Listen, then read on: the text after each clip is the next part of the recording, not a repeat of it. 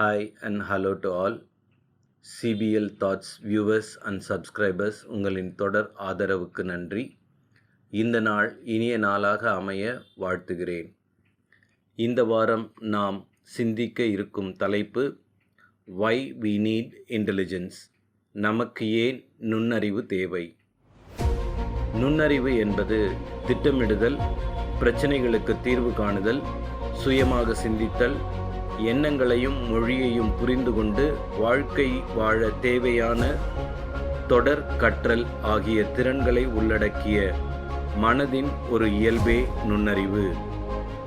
நுண்ணறிவு என்பது பரந்த பொருளில் பார்த்தாலும் உளவியலாளர்கள் இதனை ஆக்கத்திறன், ஆளுமைத்திறன், அறிவு நுட்பம் எனும் சிறப்பு பண்புகளிலிருந்து வேறுபட்ட ஒன்றாகவே கருதுகிறார்கள்.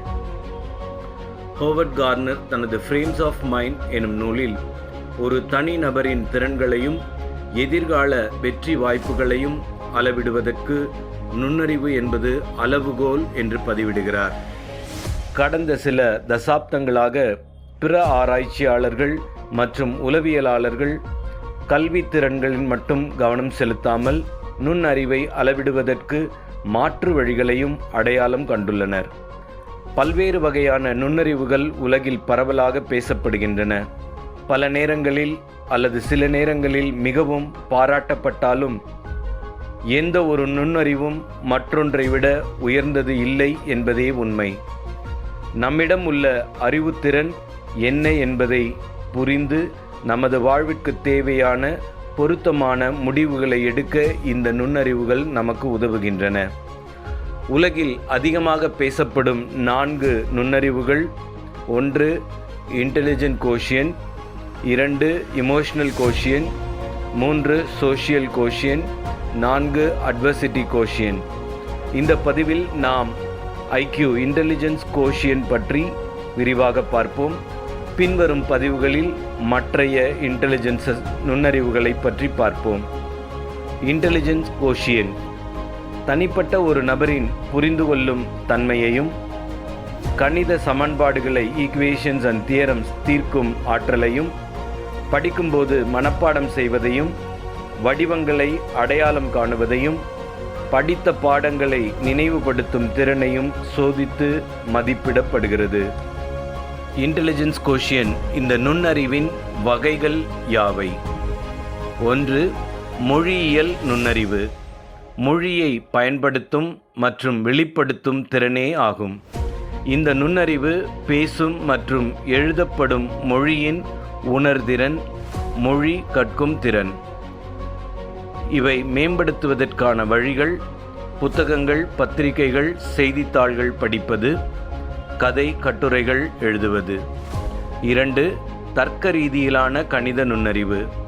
கருத்து ரீதியாகவும் சுருக்கமாக சிந்திக்கும் திறன் மற்றும் தர்க்க ரீதியான அல்லது எண்கள், வடிவங்களை கண்டறியும் திறனே ஆகும். மேம்படுத்துவதற்கான வழிகள்: கிராஸ்வேர்ட் பசில் புதிர் போட்டிகள், அறிவியல் பரிசோதனைகள். 3 இடம் சார்ந்த நுண்ணறிவு. நன்கு கட்டமைக்கப்பட்ட காட்சி படங்களை உருவாக்க, தக்கவைக்க, மீட்டெடுக்க மற்றும் மாற்றியமைக்க என வரையறுக்கப்படுகிறது. மேம்படுத்துவதற்கான வழிகள்: சதுரங்க விளையாட்டு மற்றும் ஃபிக்சிங் பசில்ஸ். 4 இசை நுண்ணறிவு. ஒலிகள், தாளங்கள், பாடல் வரிகள் போன்ற இசை திறன்களை சார்ந்த ஒருவரின் திறனே. மேம்படுத்துவதற்கான வழிகள்: இசைக்கருவி மீட்டுவது, பல்வேறு மொழிகளில், பாணிகளில் இசையை கேட்பது. 5 உடல் இயக்க நுண்ணறிவு.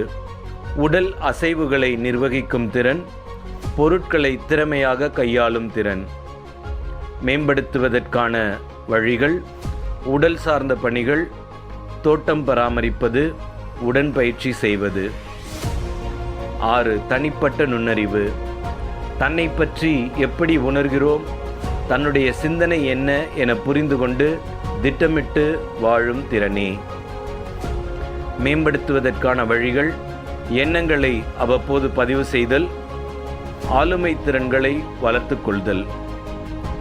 7 இயற்கை நுண்ணறிவு.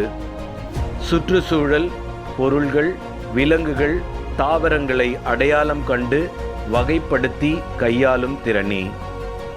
மேம்படுத்துவதற்கான வழிகள்: நடைப்பயணம் அல்லது ட்ரெக்கிங், இயற்கை சுற்றுச்சூழல் தொடர்பான செயல்களில் தொடர்ந்து ஈடுபடுதல். 8. உள்ளார்ந்த நுண்ணறிவு.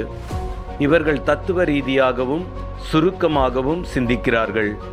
நாம் ஏன் பிறந்தோம், எப்படி வாழ்கிறோம், ஏன் இந்த மனித வாழ்க்கை என மனித வாழ்வு தொடர்பான கவலைகளை எதிர்கொள்ளும் திறன் உடையவர்கள்.